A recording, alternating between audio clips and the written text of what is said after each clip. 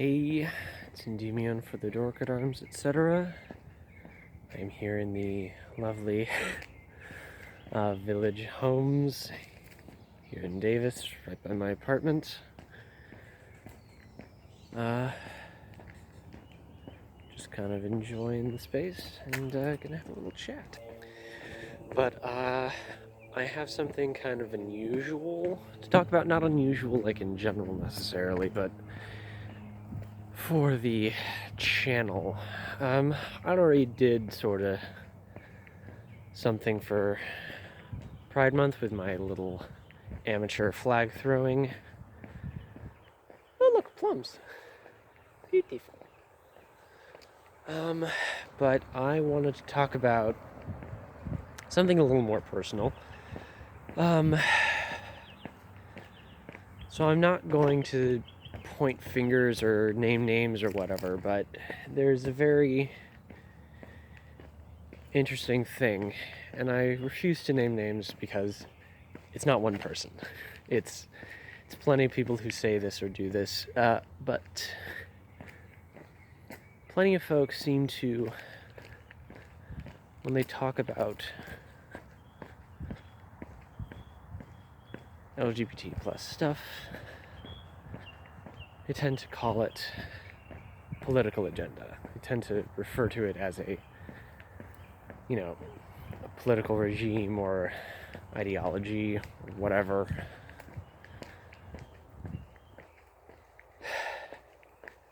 It's disappointingly childish. Because let's be real, the LGBT plus community is politically active, because they are humans in a government setting and in a democracy in America and in many other democracies in the world. So they are political agents by nature of being politically active in any way, shape, or form. But a person's existence is not inherently political. The fact that queerness and that being an LGBT plus ally is so polarizing is very strange. That's just how people love and how people are. But people can't let go of religion that is acting as a smokescreen for their own prejudice. People can't let go of irrationality. And yet, when people say, educators and education shouldn't get political, so they shouldn't say anything about queerness, they shouldn't teach, even in college. Why do they have to talk about queer history? Why do they have to bring their own political agenda in when talking about history, be it the ancient Greeks, or Chinese, or Egyptians, or what have you? And that's an interesting point. And they pose that as rational, but that's not rational, because rationality is not about being cold and dispassionate. Rationality is about critical thinking. It's about embracing perspectives and acknowledging bias. But that's not what these people are thinking about. They're not self-reflective. They're not trying to learn. They just want to demand something of others. What they want to demand is conformity. What they want is, well, you should keep that in your own home. Well, you just don't want to see it because for some reason gay people piss you off, or gay people disturb you or scare you or make you insecure or whatever. That's a you problem. But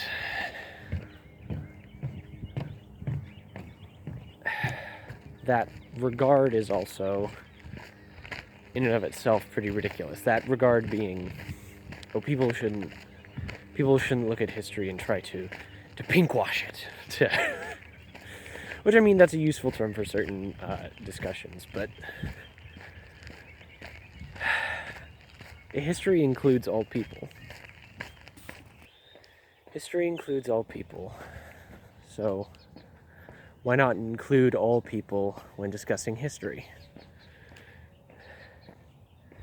Makes no sense to be exclusive and biased when you are attempting to be rational in the social sciences. You can be exclusive when it comes to, hey, this is what I specialize in, or for the sake of study, we are going to only focus in on this particular subject. But that's not what we're talking about. So if you have, for instance, a scholar who says, hey, this pattern of behavior kind of runs in parallel or seems interestingly close to something we recognize in the modern day. Cool, that's the scholar's job. That's what they're supposed to do. What they're supposed to do is teach us what history can show us about ourselves. But, you know, again, some people just aren't reflective and they don't want the mirror of history to look on them in an unflattering light. I don't know, I feel like I've yapped for long enough. Yeah, queerness is not an inherently political thing, but the LGBT plus community can and should be politically active. And should be politically active, and quite simply, there is no amount or kind of hate that is constructive, especially judged against the knowledge that any kind of love is better than every kind of hate. And I'm probably just preaching to the choir with my subscribers. But why am I talking about this? Well, I competed at Sword Crush. So, at the Wine Country Sword Crush tournament. As a genderqueer person in the URG division, people said I had an unfair advantage. Well, you are correct. My training's better. My apologies, but there are people who compete who simply do not have good training. But if we're talking about physical advantages, I am 5'10", barely 150 pounds. I'm not very athletic. I have really bad respiratory and cardiac problems. And I have really shit mental health problems. So competitively, I am at least 2 if we group cardio and respiratory together. I am at least 2 massive disadvantages behind everybody else. But if we're talking about strength, no fucking way. I'm sorry, but if you look at the people who are competing in longsword most of the time, no way.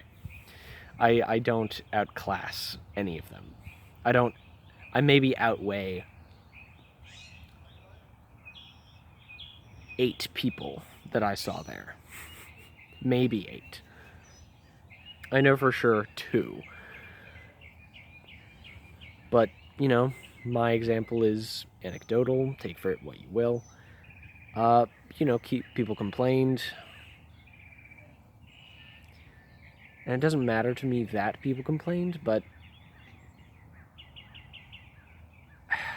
I do think that historical fencing is for everyone. Unless you're a Nazi. Everyone has all their rights and all their responsibilities. But you know, that only carries over until you start infringing on the rights of others. If you start being a dick and you start trying to deny the basic humanity or decency or personhood of somebody else, then yeah, you're not forfeiting your rights, but you clearly don't understand how rights work. You don't understand people. So yeah, it's a small little video. Well, not small, it's 10 minutes. Bit of a rant for Pride. I might post a poetry recitation as well. That's enough yakety yak for me. Thank you all. If you want to spread this conversation or add to it, I got a comment section and I got a share button. So, thank you, folks. Ciao.